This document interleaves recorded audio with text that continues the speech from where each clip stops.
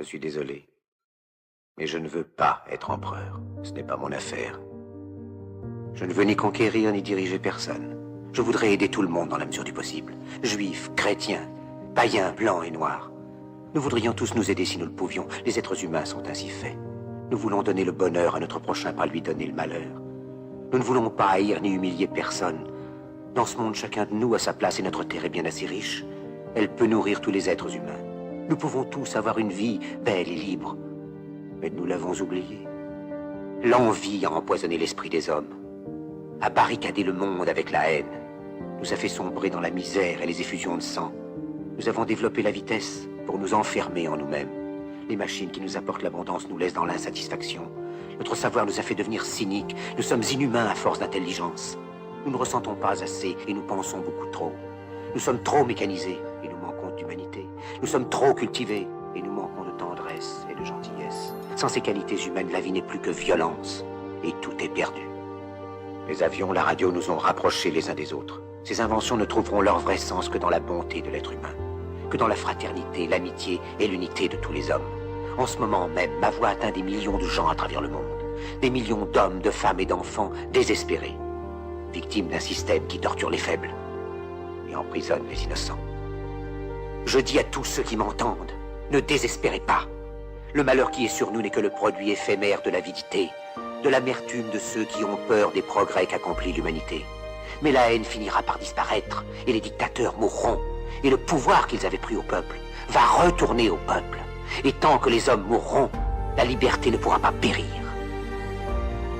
Soldats, ne vous donnez pas à ces brutes, à une minorité qui vous méprise et qui fait de vous des esclaves, en régiment toute votre vie, et qui vous dit ce qu'il faut faire et ce qu'il faut penser, qui vous dirige, vous manœuvre, se sert de vous comme chair à canon, et qui vous traite comme du bétail.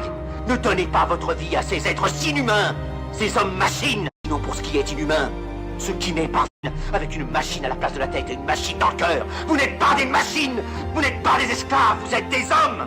Des hommes avec tout l'amour du monde dans le cœur. Vous n'avez pas de haine, sinon pour ce qui est inhumain, ce qui n'est pas fait d'amour. Soldats, ne vous battez pas pour l'esclavage, mais pour la liberté. Il est écrit dans l'évangile selon saint Luc, le royaume de Dieu est dans l'être humain, pas dans un seul humain, ni dans un groupe d'humains, mais dans tous les humains, en vous.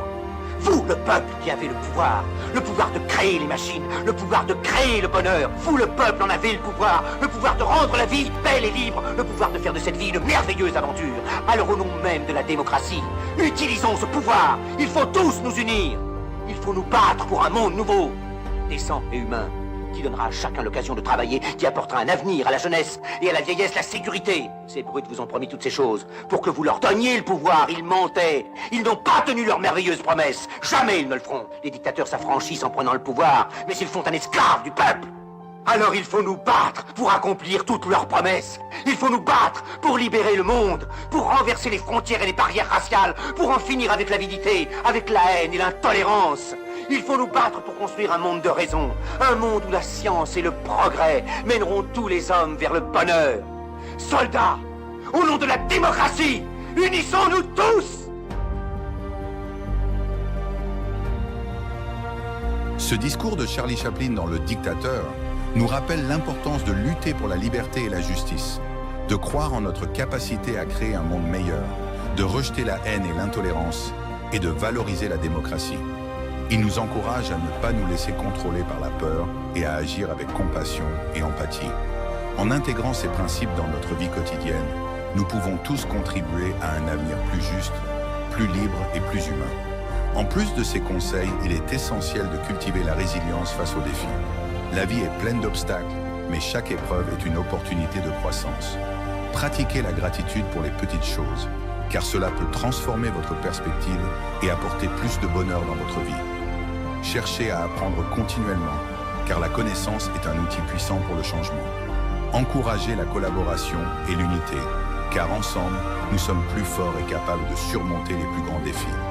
Enfin, restez fidèles à vos valeurs et à votre intégrité, même lorsque c'est difficile, car c'est ce qui définit véritablement votre caractère et votre contribution au monde.